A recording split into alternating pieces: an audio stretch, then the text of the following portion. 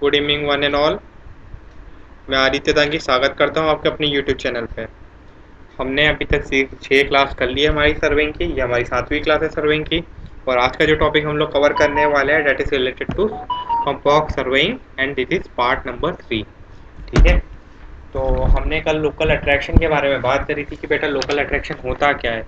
हमने बात करी थी कि कभी भी जो लोकल मैग्नेटिक फील्ड है, अगर अर्थ के सरफेस पे जो कोई भी किसी भी जगह पे जो लोकल मैग्नेटिक फील्ड है, वो कभी जो फ्रीली सस्पेंडेड मैग्नेटिक बार या नीडल है अगर उसको डिस्टर्ब करेगा तो क्या हो जाएगा, वहाँ पर लोकल अट्रैक्शन के चांसेस आ जाएंगे। हमने ये कल बात करी थी। अब बेटा हमने ये भी बात करी थी कि सर इसको डिटेक्ट कैसे करेंगे। हमने ये बात करी थी कि अगर फोर बियरिंग किसी भी पर्टिकुलर लाइन का फोर बियरिंग और बैक बियरिंग के बीच का अंतर 180 डिग्री नहीं है, तो क्या हो सकता है कि वहाँ पर लोकल अट्रैक्शन होगा। आइदर मान लीजिए कि आपकी जो लाइन है ए बी, तो या तो स्टेशन नंबर ए पर लोकल अट्रैक्शन होगा या स्टेशन बी पे, या ऐसा सभी संभव है कि दोनों स्टेशन ए और बी पे लोकल अट्रैक्शन हो। कल ये चीज़ें ये कहानी हमने पढ़ी थी। ठीक है। अब इसी कहानी के ऊपर हमने 2 मेथड जाने थे। तो पहला जो मेथड था उसमें हमने बात करी थी कि सर ये जो पहला मेथड है कि ये ओपन ट्रेवर्स में बहुत यूज़फुल है।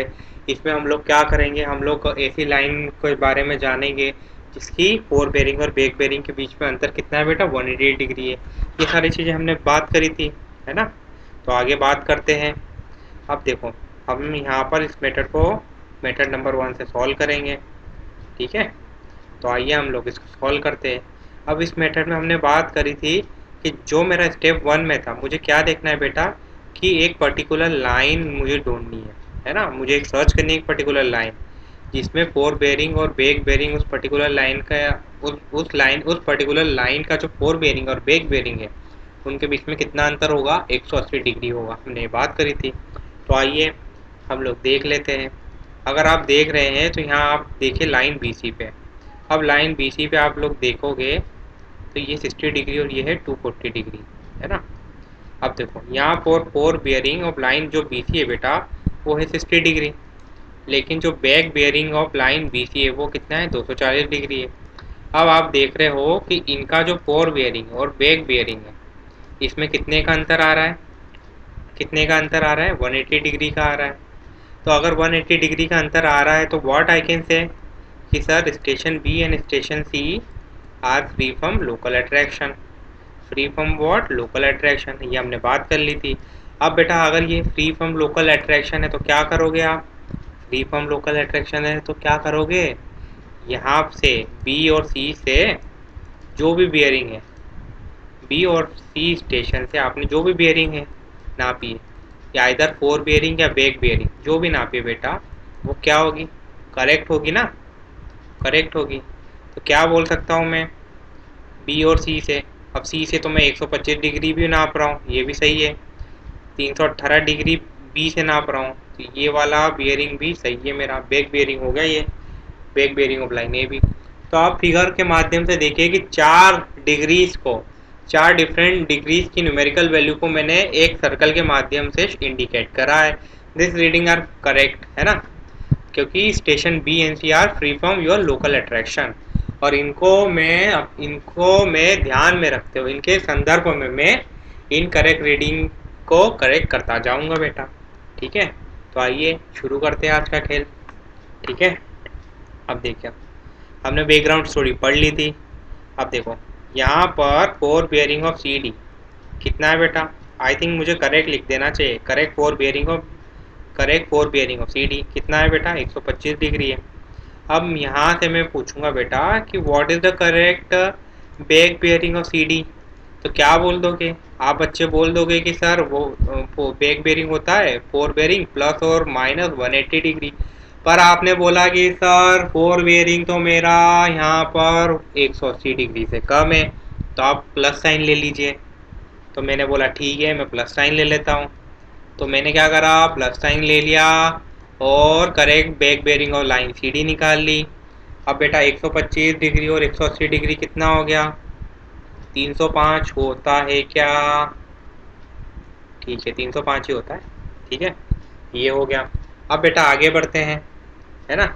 अब देखो अब क्या कर दिया तुमने यहाँ पर, अब ये जो बैक बेयरिंग है, ये जो 302 डिग्री है, ये तुम कहाँ पे खड़े होके नापा था तुमने?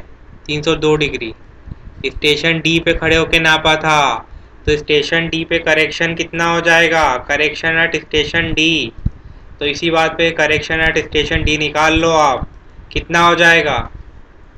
कितना हो जाएगा? 305 तक जाना है 302 से, तो कितना हो जाएगा? +3 डिग्री ही होगा। तो स्टेशन डी से जो भी रीडिंग नापोगे आप, उसमें 3 डिग्री का क्या कर दोगे? एडिशन कर दोगे। ठीक है, बिल्कुल सही बात है।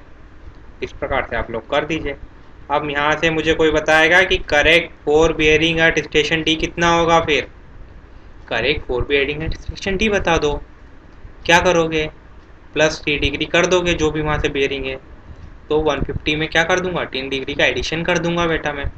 तो 153 डिग्री क्या हो गया? ये करेक्ट वैल्यू हो गई है। हाँ, यही तो करेक्ट वैल्यू होगी। ठीक है बेटा, आगे बढ़ते हैं। अब यहाँ पर आपने फोर बेयरिंग निकाल लिया स्टेशन डी पे। ठीक है, sorry, fore bearing at line, fore bearing of line. कौन सी लाइन? डी। डी लाइन का होता है ना। अब देखो आगे देखो यहाँ पे। अब मुझे आप बताइए कि आपने correct four bearing of line D निकाला था। अब correct back bearing of line D निकाल लो आप। Correct back bearing of line D निकाल लो आप। कैसे निकालोगे? फोर बेयरिंग पता है 180 डिग्री से कम है, यानी 153 डिग्री है। तो correct back bearing of line D कितना हो जाएगा? 150 डिग्री प्लस 180 डिग्री कर दो क्या? ठीक है, कर दो। तो 333 डिग्री आएगा क्या बेटा? 333 डिग्री आएगा क्या? हाँ हाँ, यही आएगा। ठीक है, इस प्रकार से हम लोग बेयरिंग की कैलकुलेशन करते जाएंगे। ठीक है, चलो आगे बात करते हैं। अब देखो यहाँ पर, अब लाइन ए बी पे आ जाइए आप। लाइन ए बी पर तो बेटा क्या हो रहा है? लाइन ए बी पर, अब लाइन ए बी पे आ जाओ। अब लाइन ए बी पे मैंने बोला है कि correct back bearing of line A B कितना है? 318 डिग्री है। तो यहाँ से correct fore bearing of line A B निकाल लूँगा क्या मैं? लाइन ए बी निकाल लूँगा correct fore bearing of line A B. 318 किससे? 180 से ज़्यादा होता है, तो माइनस साइन ले लूँगा मैं यहाँ। तो 318 डिग्री 318 डिग्री माइनस 180 डिग्री कर दूंगा। तो correct fore bearing of line A B कितना आ जाएगा? कितना आ जाएगा? 138। क्या ये आ जाएगा? 138 डिग्री आ जाएगा, बिल्कुल सही है।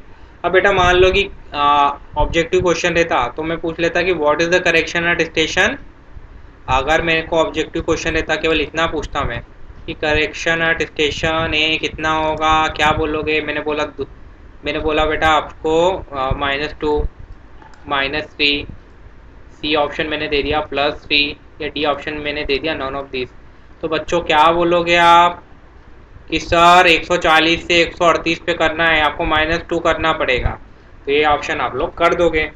ठीक है, इस प्रकार से आपको क्वेश्चन को करना है। आई होप आपको क्वेश्चन समझ में आया होगा। ठीक है, थैंक यू वेरी मच।